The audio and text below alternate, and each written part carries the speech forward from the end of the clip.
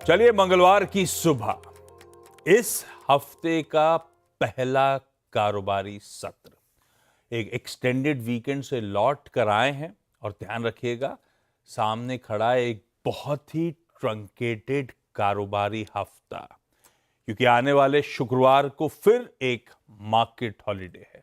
तो दरअसल सिर्फ 3 कंटिन्यूस ट्रेडिंग सेशन ही इस हफ्ते अपने हाथ में है। और आज जब हम कामकाज की शुरुआत कर रहे होंगे, एक नहीं 2 दिनों के यूएस के क्यूज या दुनिया भर के संकेतों को डाइजेस्ट करना होगा। और जैसे प्रोड्यूसर साहब ने हेडलाइन में मेंशन कर रहा था, ये 2 दिन यूएस के बाजारों के लिए बढ़िया थे। फ्राइडे को तीनों बेंचमार्क्स 1.5 से 2% का उछाल दिखाते हुए नजर आए, और उसके बाद इवन कल रात को जब कामकाज हुआ तो उसके ऊपर फर्दर 2/3 से 3/4% का उछाल। तो मोटा मोटी 900 से 1000 पॉइंट वो डाउ में उछाल आज हमको सुबह खुलते ही डाइजेस्ट करना है। हाँ, आज सुबह के फ्यूचर्स थोड़े से पस्त पड़े हुए हैं, फ्लैट से हल्के लाल निशान में कामकाज कर रहे हैं, लेकिन हैंड ओवर ग्लोब का बढ़िया है। अब उसमें बहुत सारे रीजंस हैं, टैरिफ वॉर रिलेटेड डेवलपमेंट्स हैं, उन सब पे आगे बातचीत करेंगे।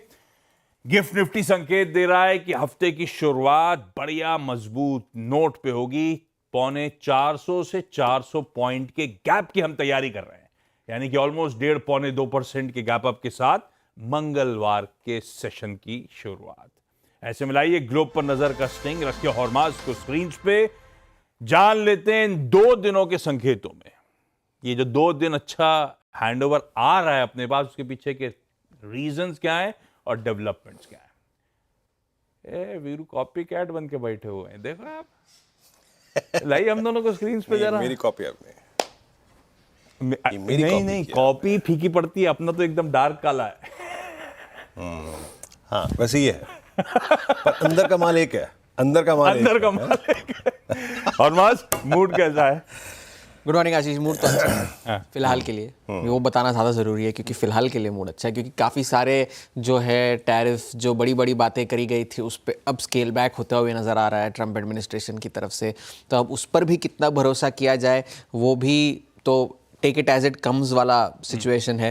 फिर ओवर द वीकेंड भी जो है सेमीकंडक्टर, स्मार्टफोन्स और बाकी सारे जो ऐसे इलेक्ट्रॉनिक आइटम्स है, उनके इंपोर्ट्स पर जो रेसिप्रोकल टैरिफ लगाए गए थे, उन पर छूट दी गई है।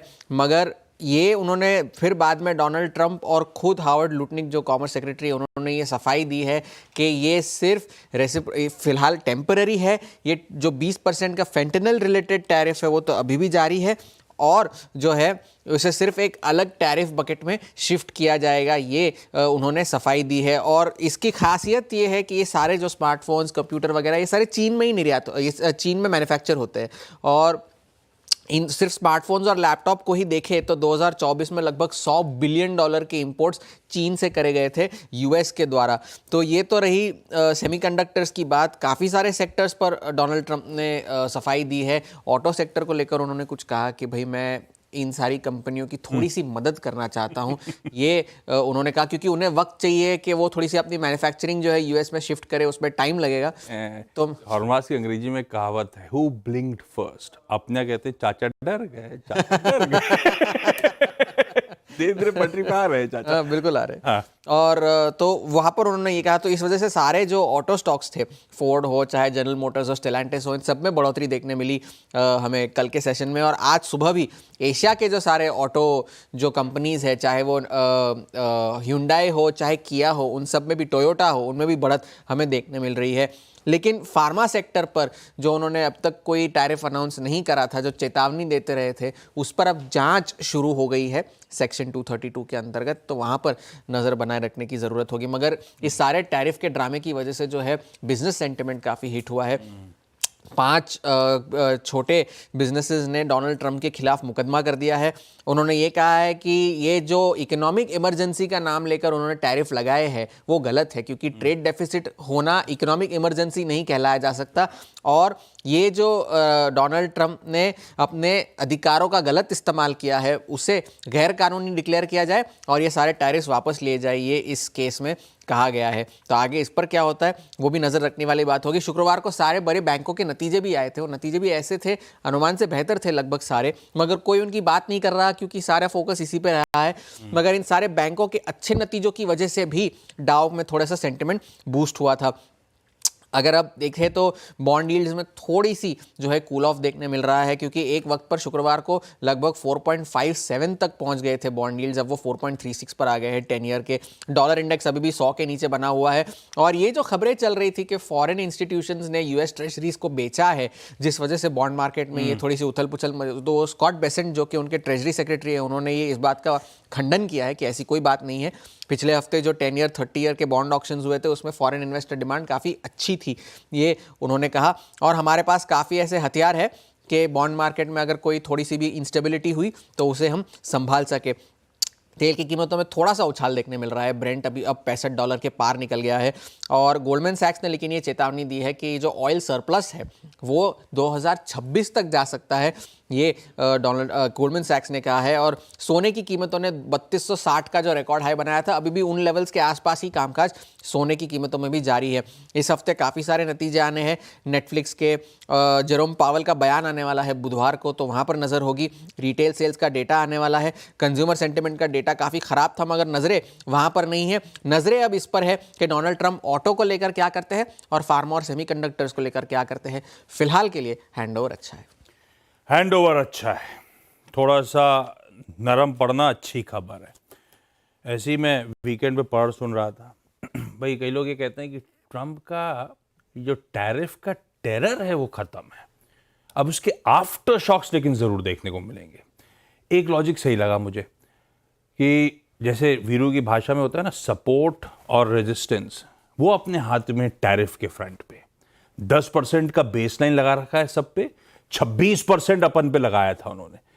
तो अब जब बायलैटरल ट्रेड एग्रीमेंट हो रहा है, नेगोशिएशन हो रहा है, तो कहीं ना कहीं सपोर्ट और रेजिस्टेंस के बीच में ही आपको इवेंचुअल टैरिफ्स नजर आएंगी इन ऑल प्रोबेबिलिटी। तो बात सही है। खैर, ये हो गई कहानी ग्लोब की। ग्लोब का हैंडओवर अच्छा है, वो दिख भी रहा था 2 दिनों के यूएस के संकेतों पे। फ्राइडे के सेशन के कुछ क्विक स्निपेट्स दे देता हूं आपको। इंडिया विक्स कूल ऑफ हो रहा है 6% के आसपास कूल ऑफ होके, लेकिन अभी भी कंफर्ट के ऊपर है 20.1 के जोन्स पे। फ्राइडे को सभी सेक्टोरल इंडेक्सेस हरे निशान में बंद होते हुए नजर आए। हालांकि गेन्स को लीड कर रहा था मेटल्स, क्योंकि ग्लोबल संकेत अच्छे थे। सरकारी कंपनीज, कैपिटल मार्केट से जुड़ी स्टोरीज, मैन्युफैक्चरिंग, ये वो पॉकेट से ज्यादा आउट परफॉर्म करती हुई नजर आई। हम लोग रिएक्ट कर रहे थे वो रेसिप्रोकल टैरिफ्स के पॉज पे, तो गैप के साथ शुरुआत हुई और लार्जली दिन भर वो पॉजिटिव मोमेंटम भारतीय बाजारों ने बनाए रखा। एक और हाईलाइट थी स्मॉल कैप्स, ब्रॉडर मार्केट्स का अच्छा मूव, खास तौर पे स्मॉल कैप्स, और यही कारण था कि बढ़िया 5:1 की ब्रेथ थी फ्राइडे की ट्रेडिंग सेशन में। लेकिन वीरू, वीकेंड का एनालिसिस क्या कहता है, डेटा कैसे खड़े हैं, और साथ साथ जो ग्लोब की तस्वीर हरमाज ने पेंट करी, अपना अप्रोच क्या रहेगा? जैम, गुड मॉर्निंग आशीष। देखिए, एक गैप सब्सटेंशियल है, तो क्या इससे मायूस होना चाहिए? मेरे ख्याल से मैं कुछ लेवल्स ड्रॉ करता हूँ, वहां तक का डिप मेरा तो लेना चाहिए। दूसरी बात ये, अगर ये गैप सस्टेन कर गया तो इंडेक्स से अच्छा पैसा स्टॉक फ्यूचर्स बना के देंगे। जो मैंने कल की पल्स राइट की ना आशीष, जो स्टॉक फ्यूचर्स का बिहेवियर था, वहाँ पे जो बिल्डअप था, वो शायद कह रहा है कि इंडेक्स को डोमिनेट करेंगे। पहली चीज़ यहाँ पे। अब आइए शुक्रवार के प्राइस पे। देखिए, गैप अप बहुत बड़ा नहीं हुआ, RS1 को क्रॉस किया और इंट्राडे में हाई निफ्टी ने जो लगाया वो था एग्जैक्टली आशीष 20 डे एक्सपोनेंशियल मूविंग एवरेज। आज हमें बड़ा गैप अप मिल रहा है। आइए इसको कैसे हैंडल करना है उसको देखते हैं। पहले आते हैं इंस्टीट्यूशनल अप्रोच पे। FIs की 2500 करोड़ रुपए की सेलिंग थी, 37-69 करोड़ रुपए की DIs की बाइंग। बट अच्छा लगा कि 22,500 से 22,800 के बीच में FIs ने अपने इंडेक्स को शॉर्ट करना, कवर करना शुरू कर दिया है। 2418 करोड़ रुपए की बाइंग, 6500 कॉन्ट्रैक्ट शॉर्ट कवर किए, 8000 कॉन्ट्रैक्ट लॉन्ग। स्टॉक फ्यूचर्स में काफ़ी शॉर्ट कवरिंग थी, 5100 करोड़ रुपए की बाइंग थी, 66,000 कॉन्ट्रैक्ट लॉन्ग और शॉर्ट किए, कवर किए 12,000 कॉन्ट्रैक्ट। तो FIs के स्टैट्स में ये यूटर्न विजिबल है। ये यूटर्न कमांडेबल और सस्टेनेबल और रिलायबल तब कब होगा? वो तब होगा आशीष जब आप 20 डिमा के ऊपर होंगे। बट दिक्कत यह है कि आप 20 डिमा के ऊपर आज बहुत बड़े फ्रैक्शन से चले जाएंगे। आज जब आप जिस ट्रेजेक्टरी में खुलने का इशारा कर रहे हैं वो लगभग 20 डिमा से 300 पॉइंट के ऊपर होगी। 23,000 पे कॉल राइटर्स थे, वो बिल्कुल कंफर्टेबल होके गए थे, और पुट राइटिंग जो थी आशीष वो थी 22,800 पे। 22,800 पे 25 लाख का आउटस्टैंडिंग हुआ था, 22 लाख पुट जुड़ी भी थी वहां पे। प्लीज पिरामिड्स लेके आइएगा। 23,000 पे कॉल राइटर्स हैं और आपका लगभग 23,300 पे ओपनिंग के संकेत मिल रहे हैं। तो ये सब्सटेंशियल गैप अप होगा, मेरे ख्याल से चेस करने लायक होगा भी नहीं, ये आपके स्क्रीन पे पिरामिड्स। और उसके बाद बड़े कॉल राइटर्स 23,500 पे प्लेस्ड हैं। लेवल्स लेके आइए, पहले लेके आइए बेस। आज थोड़ा सा एक्सप्लेन करते हैं बेस। देखिए इस ओपनिंग के बाद जो बेस है ना वो थोड़ा शिफ्ट हो जाएगा। As of now base persist at 22,810 713, लेकिन इस ओपनिंग के बाद ये बेस शिफ्ट हो जाएगा। अब आइए आप रेजिस्टेंस पे। मैं जिस ट्रेजेक्टरी में खुलने के संकेत दे रहा हूं वो बहुत ही हैवी ट्रेजेक्टरी है। बड़ा रेजिस्टेंस क्या है? 310 387, 100 और 200 डे एक्सपोनेंशियल मूविंग एवरेज। ये एक बहुत टफ जोन होगा आशीष। तो मेरा कहने का मतलब ये है कि पोस्ट गैप अप जब आप 22,921 और 23,040 यानी 50 डेमा की ट्रेजेक्टरी को पार कर दें, 23,000 की कॉल राइटर्स को पार कर दें, तो wait for a dip towards 23,100 या फिर 23,050। वो एक रीजनेबल पॉइंट होगा लॉन्ग में एंटर करने के लिए, ना कि अ ट्रेजेक्टरी क्लोजर टू 310 और 387। वो 100 डेमा और 200 डेमा का हैवी लोड जोन होगा। सो निफ्टी में अगर आपको एक एंट्री मारनी है तो please look for a trajectory closer to 23,040 post gap up during the day in mid session और टुवर्ड्स क्लोज। और एक टफ रेजिस्टेंस हमारे पास खड़ा है, that's 23387, that's 200 day exponential moving average. अब आइए आप निफ्टी बैंक पे। निफ्टी बैंक पे एक बात मैं कहना चाहूंगा, Kotak Mahindra bank, HDFC bank और ICICI बैंक बहुत कमांडिंग पोजीशन में थे बीते सेशन में। अच्छा मूव जनरेट किया। ये तीनों प्राइवेट बैंक्स ने बहुत स्ट्रॉन्ग डिलीवरी दी। और दूसरी बात यह है कि अभी तक हमने बैंक निफ्टी का वो चमत्कार, रिएक्शन, स्ट्रॉन्ग मूव नहीं देखा जो कि पोस्ट पॉलिसी एक्सपेक्टेड था। वो अब तक नहीं मिला है। 51,500 पे बड़ा कॉल राइटर है, 51,000 पे स्ट्रॉन्ग पुट राइटिंग हुई है। और एक और चीज उससे भी काफी महत्वपूर्ण बात यह है कि बैंक निफ्टी पे एक बुलिश फ्लैग है जिसके जोन में आप एंटर कर चुके हैं। लेवल्स लेके आइए। देखिए बहुत बड़ा गैप अप हो तो छोड़ दीजिएगा, बट हमें ध्यान देना है रिवॉर्ड पे, कहां तक मिल सकता है, क्या लेवल होगा जहां पे एंट्री मारे। लेके आइए RS1 आपकी स्क्रीन पे। सबसे टफेस्ट जोन है बैंक निफ्टी के लिए 51,534 और 364। इस जोन के ऊपर हम काफी सब्सटेंशियल गैप अप के साथ खुलेंगे, बट आई विल एडवोकेट, मैं इस बात का आग्रह आपसे करूंगा कि try to enter in a retracement. इसके ऊपर जो ट्रेजेक्टरी खुलती है वो है 51,953, देन 52,118 और 52,427। सो 52,427 को अल्टीमेट टारगेट मानते हुए कोशिश कीजिएगा कि एक बेटर रिटर्न के लिए आप डिप्स पे बाय करें ड्यूरिंग द डे, जो सेशन के बीच में कूल ऑफ हो, ना कि बहुत एग्रेसिव ट्रेड लें। इस तरीके से अप्रोच कीजिए बैंक निफ्टी को। और बैंक निफ्टी में कोई भी डिप टुवर्ड्स बेस 1 वो बाय करने लायक होगा, और वो है आपके स्क्रीन पे 50,550 758। तो आशीष स्टॉक फ्यूचर से फोकस कीजिए अगर गैप सब्सटेंशियल हो, और दूसरी बात 23,040 के आसपास तक की कूलिंग ऑफ का इंतजार कीजिए, वो एक अच्छा मौका होगा एंट्री पाने का। आशीष फ्रैंकली होगा अच्छा मौका एंट्री पाने का। लेवल्स आपकी स्क्रीन पर। और अब ट्रेडिंग की कुछ बढ़िया सी स्टॉक स्पेसिफिक स्ट्रैटेजीज बताने के लिए मार्केट एक्सपर्ट और ट्रेडर अमित सेठ साहब भी हमारे साथ जुड़ते हुए। वैसे एक रिसर्च मेरी भी है, जरा बार्स लेकर आई निफ्टी के वीकली परफॉर्मेंस के डायरेक्टर साहब। ये देखिए Veeru, plus minus plus plus minus minus. अब आप देखिए ये हफ्ता ट्रंकेटेड वीक, रिदम बैठ रही है। ये अपनी हार्डकोर रिसर्च है जो आपके सामने लेकर आया हूं। खैर अमित जी, आज के दो बढ़िया stock ideas sir. Good morning. जी good morning Ashish ji, good morning Virendra ji, good morning everyone. Ashish ji इस समय के दो पिक्स मेरे रहेंगे। पहला रहेगा ग्रासिम। ग्रासिम का स्ट्रक्चर काफी पॉजिटिव है। यहाँ पे स्टॉक ने एक ब्रेकआउट रिटेस्ट किया लगभग 2550 के लेवल्स पे। स्टॉक अपने की मूविंग एवरेजेस के ऊपर ट्रेड कर रहा है और पॉजिटिव स्ट्रक्चर है, तो इसे बाय करें। 2600 का स्टॉप लॉस रहेगा और 2750 रुपए के टारगेट्स रहेंगे। दूसरा स्टॉक मेरा रहेगा बजाज फाइनेंस। बजाज फाइनेंस ने रिसेंटली एक डिप दिया था टूवर्ड्स 50 डेमा, वहां से एक रिकवरी दिखाई और लास्ट सत्र में हमने देखा कि स्टॉक ने अगेन 10 और 20 डेमा के ऊपर क्लोज किया है। ओवरऑल रिलेटिव स्ट्रेंथ यहाँ पे स्ट्रॉन्ग है और एक स्ट्रॉन्ग कैंडिडेट है फॉर एन अपट्रेंड, तो इसे बाय करें। 8800 का स्टॉप लॉस रहेगा और टारगेट्स रहेंगे 9100 के। देखा, टेक्निकल माइंड्स थिंक अलाइक। ये वीरू की टीम का कर्टन रेजर टाइप भी दिख रहा है मुझे। रडार पे रखिए, बजाज फाइनेंस और ग्रासिम जैसे दिग्गज दोनों में खरीदारी करने का मन। स्टॉप लॉसेस आपकी स्क्रीन पे। अमित जी, सुबह सुबह जुड़ने के लिए thank you so much. Quickly Kanchan के पास जा रहा हूं आज के इंपॉर्टेंट स्टॉक्स इन न्यूज के लिए। कंचन, रडार पे क्या क्या है? जी, गुड मॉर्निंग। शुरुआत करते हैं स्टेट बैंक ऑफ इंडिया के साथ। रिसेंटली हमने देखा था कि आरबीआई ने रेपो रेट में 25 बेसिस पॉइंट्स की कटौती की है। उसी का जो रिजल्ट है, स्टेट बैंक ऑफ इंडिया ने अपनी ब्याज दरें 0.25% यानी कि 25 बेसिस पॉइंट से घटा दी है। इसके साथ ही साथ ओरिएंट सीमेंट को आज आपको रडार पे रखना होगा। Q4 के नंबर्स कंपनी ने पेश कर दिए और नंबर्स अच्छे दिखाई नहीं दे रहे हैं।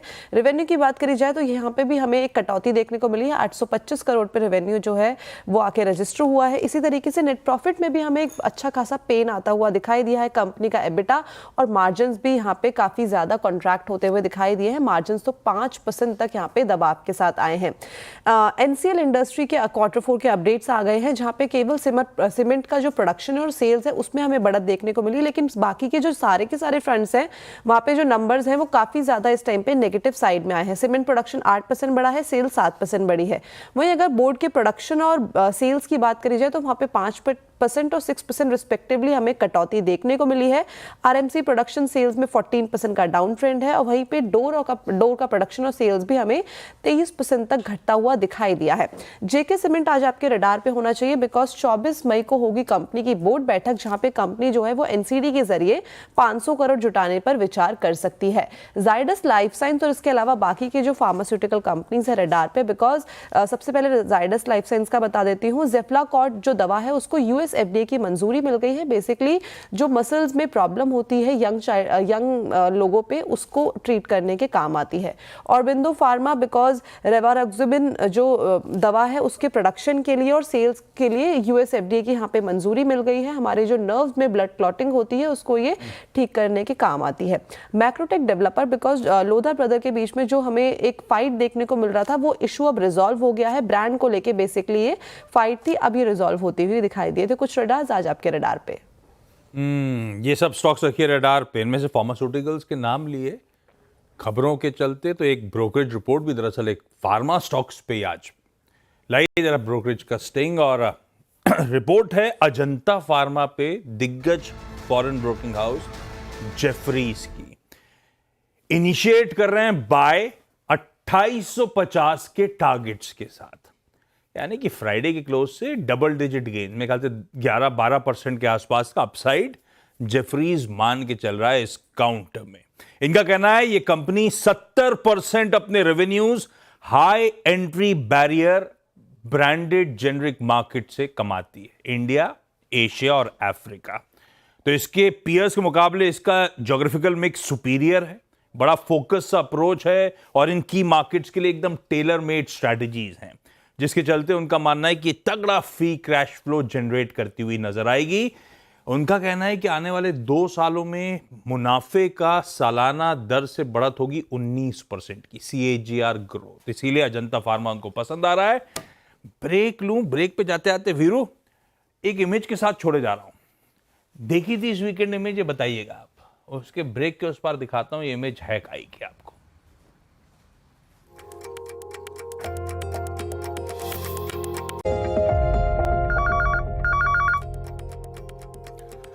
चलिए भाई, ब्रेक के बाद आप सबका स्वागत है।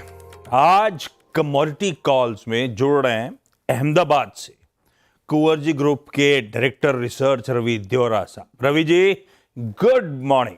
रवि जी के पास जाऊं उससे पहले तबर आपकी सेकंड प्लेट दिखाइएगा तो आपको आइडिया लगेगा इक्विटीज के लिहाज से मूड कैसा। बॉन्ड यील्ड्स कल इंट्राडे में तो बहुत इंचअप भी कर गई थी, लेकिन ठीक है, जहां छोड़ा था उसके नीचे ही है थोड़ी बहुत। डॉलर इंडेक्स 100 के नीचे ही कामकाज कर रहा है। कच्चा तेल इंच अप कर रहा है धीरे धीरे, कहां वो 60 और कहां आज वो आके 65 के पार सुबह ट्रेड करता हुआ ब्रेंट का भाव, और सोना 3200 के ऊपर कंसोलिडेट करता हुआ इस समय। सारे स्तर आपकी स्क्रीन पे। रवि जी, ऐसे में एक तब आप हालचाल कैसे आपके, और ट्रेडिंग आइडियाज कौन से आज के, कमाई कहाँ होगी? Good morning. डेफिनेटली हालचाल अच्छा है, सीएनबीसी देखते रहते हैं और हालचाल अच्छे रख रहे हैं। एंड पर्टिकुलर जो आपको देख रहे हैं और हालचाल सही ना हो वो पॉसिबल ही नहीं है। एंड पर्टिकुलर आज के आइडिया में आई थिंक मुझे लग रहा है कि आज ब्रॉड बेस्ड कंसोलिडेशन का दिन है। आज अगर कुछ सब्जेक्ट पे कोई कमेंट नहीं आया ट्रम्प की ओर से, तो मुझे लग रहा है कि जो कंसोलिडेशन हमने 2 दिन देखा वो एक्सटेंड हो सकता है। पर्टिकुलर मेटल्स में मुझे लग रहा है कि थोड़ा मुनाफा वसूली का जो प्रेशर है वो आता हुआ दिखेगा, क्योंकि अभी भी जो चाइना ने वियतनाम विजिट किए है, शायद ट्रम्प को वो पसंद नहीं आई है और लगातार उस पर कमेंट कला रहे थे। मुझे लग रहा है कि जिंक में बिकवाली करे 248 के टारगेट के लिए एंड 256 का स्टॉप लॉस लगा है। यहाँ पे एक वीकनेस आगे एक्सटेंड हो सकती है। और नेचुरल गैस यहाँ ऑफ सीजनलिटी की वजह से लगातार एक डिमांड का डिस्ट्रक्शन है, एज वेल एज सप्लाई का बिल्डअप एक नेगेटिव है। एंड अगर कुछ संधि बनते बिटवीन यूरोप एंड रशिया, मुझे लग रहा है कि जो यूरो स्पॉट प्राइसेस है उसमें काफी गिरावट इससे अब से आ रही है, तो यहाँ पे सेलिंग प्रेशर एक्सटेंड हो सकता है। सेल करें नेचुरल गैस को करंट मार्केट प्राइस पे 287 का टारगेट होगा, 298 का एक स्टॉप लॉस जरूर से लगाए। लीजिए, ये हैं बढ़िया से ट्रेडिंग आइडियाज आपके लिए। जिंक में बिकवाली करने का कॉल और नेचुरल गैस में सेल इनिशिएट करना है, दोनों बेचने हैं, दोनों के stop losses please note down करिए। Ravi ji, thank you so much सुबह सुबह जुड़ने के लिए। आज का क्विकली इवेंट्स कैलेंडर। मंगलवार का दिन है भाई। पहली चीज अपफ्रंट तो ये ध्यान रखिएगा कि आज सेंसेक्स के वीकली कॉन्ट्रैक्ट्स की एक्सपायरी है।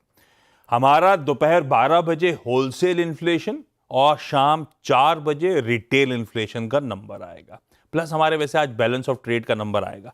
बैलेंस ऑफ ट्रेड से याद आया वीकेंड पे अपडेट था, चाइना के मार्च एक्सपोर्ट्स यूएस में 12.5% साल दर साल का जंप था, जबकि अनुमान थे 4.5% उछाल के। तो चाइना ने इन टैरिफ वॉर से पहले ही खूब माल यूएस पहुंचा दिया था, ध्यान रखिएगा। तो चाइना भी 1-2 महीने कंफर्ट जोन में ही रहेगा।